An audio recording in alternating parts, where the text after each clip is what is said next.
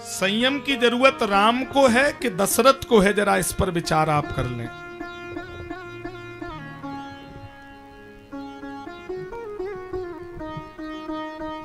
संयम की जरूरत राम जी को नहीं है, संयम की जरूरत है दशरथ जी को। ये बात गुरुजी दशरथ से कह देते तो अयोध्या में राम राज्य जरूर आ जाता। गुरुजी दशरथ से कहते, दशरथ आज संयम से रहना, क्योंकि दशरथ जी कैकेयी के काम जाल में इतने फंसे हैं कि उस रात्रि भी बिना कैकेयी के इनको नींद नहीं आई और शयन करने कैकेयी के कमरे में चले गए। और उस रात अगर दशरथ संयम से रह लेते, कैकेयी के घर न जाते, सवेरे राम राजा बन जाते, कैकेयी खूब रूठी पड़ी रहती और जब राम के तिलक हो जाता तो फिर कहीं कुछ गड़बड़ होने वाला। राम जी ने देखा जहां का राजा इतना काम जाल में फंसा है कि आज भी कैकेयी के काम जाल में फंस गया, तो जहां का राजा काम जाल में फंसा है और जो काम जाल में फंसा है उसके हाथ से राम राज्य कभी आ नहीं सकता, वो राम राज्य की स्थापना कभी कर नहीं सकता।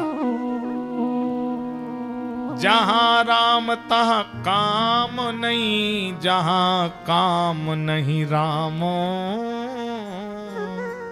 ये दोनों एक दूसरे के विरोधी हैं। जहां काम है वहां राम नहीं, और जहां राम है वहां काम नहीं चलेगा किसी का। आज कैकेयी को मंथरा ने काना फूंसी करके भर दिया। बार बार कहने से दीवालें भी चल जाती हैं। रोज रोज किसी का दिमाग खराब करते रहो तो एक दिन भाई भाई में लाठी जरूर चल जाएगी। कैकेयी की बात से आज ऐसा लगा कि मंथरा मेरा हित चाह रही है, और मंथरा की बात सुनकर कैकेयी उस जाल में फंस गई। दो वरदान भूप सन थाती। कैकेयी आज अवसर है दो वरदान मांगने का।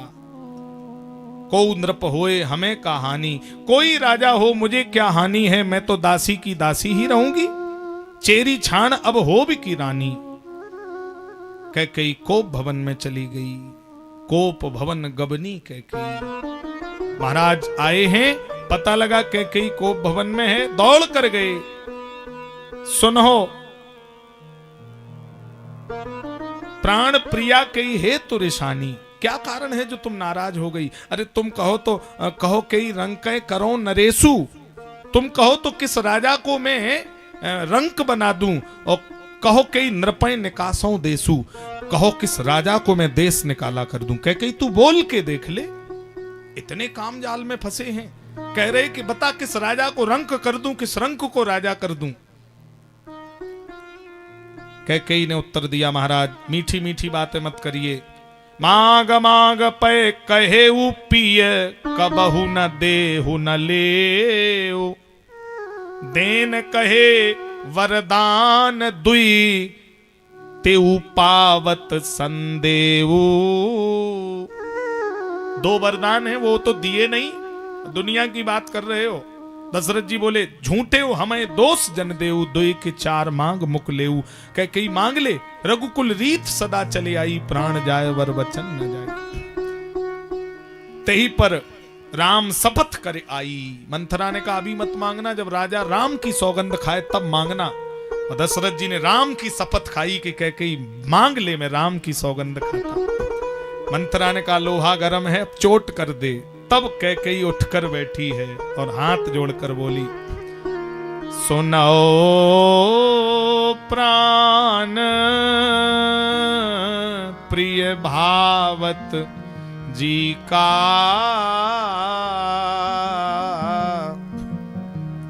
देव एक बर भरतै टीका।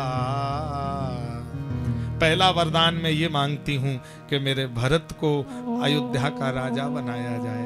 दशरथ जी हंसने लगे, बस मेरे राम लखन दोए आंखी, अरे मैं बड़े भाई की परंपरा का पालन कर रहा था, तेरी मर्जी है कि भरत, तो चल मैं कल भरत को राजा बना दूंगा, राम राजा नहीं बनेगा, बस अब तो खुश है। कैकेयी ने कहा पहला वरदान तो सरलता से मिल गया, पर दूसरा वरदान बड़ा कठिन है। तब कैकेयी ने पहले वरदान में ज्यादा मेहनत नहीं की, अब देखो दूसरे वरदान में कितनी मेहनत कैकेयी कर रही है। कैकेयी ने हाथ जोड़े और दशरथ जी के पैर छुए। दूसरे वरदान में मान रही है कि मांगो दूसर बर कर जोरी। दोनों हाथ जोड़कर कैकेयी आंख में आंसू भर के कह रही, महाराज मेरी इच्छा पूरी कर देना, ये दूसरा वरदान मेरी इच्छा के अनुरूप पूरा कर देना। महाराज आप मुकरना मत, मना मत करना। दशरथ जी बोले, जब मैंने भरत को राजा बना दिया, अब इससे बड़ा और क्या हो सकता है, तो तू इतना क्यों रो रही है। पूर्वो नाथ मनोरथ मोरी, और कह रही है मेरा मनोरथ पूरा कर दो महाराज, मुझे निराश मत करना। क्या मांगना चाहती है। कैकेयी ने कहा, तापस भेष विशेष उदासी,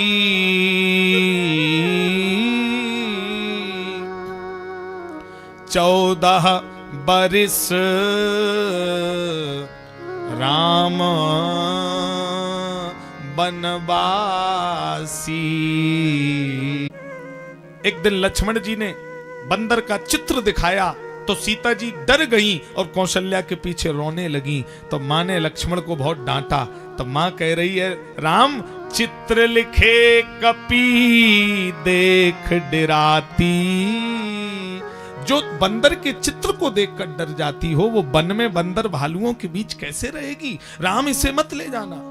तो सीता जी ने देखा, हाय कहीं मां मुझे रोक न ले। तो सीता जी ने उत्तर दिया, अवधवासियों के सामने भीड़ खड़ी है और सीता जी ने कहा, मां पिताजी सुनो, मेरे पिता ज्ञानी विधेयराज जनक, मैंने अपने पिता के घर में बड़े बड़े योगियों को, मुनियों को, ध्यानियों को निभते देखा। मेरे बाप के आगे बड़े बड़े योगी सिर झुकाते थे। पिता चक्रवई कौशल राऊ, मेरे ससुर चक्रवर्ती सम्राट राजा दशरथ, उनके आंगन में मैंने इंद्र जैसे देवताओं को सिर झुकाते देखा। पिता के घर में योगियों को सिर झुकाते देखा, ससुर के घर में देवताओं को सिर झुकाते देखा। तो न सुख मुझे पिता के आंगन में मिला, न सुख मुझे ससुर के आंगन में मिला। फिर बोले, जो सुख मुझे राम जी के चरणों की सेवा करने में मिला, वो मां मुझे पिता और ससुर के घर में भी नहीं मिला। इसलिए जहां राम के चरण रहेंगे मां, ये सीता तो उन चरणों से बंधी है। जहां ये राघव के चरण जाएंगे, सीता साथ में जाएगी।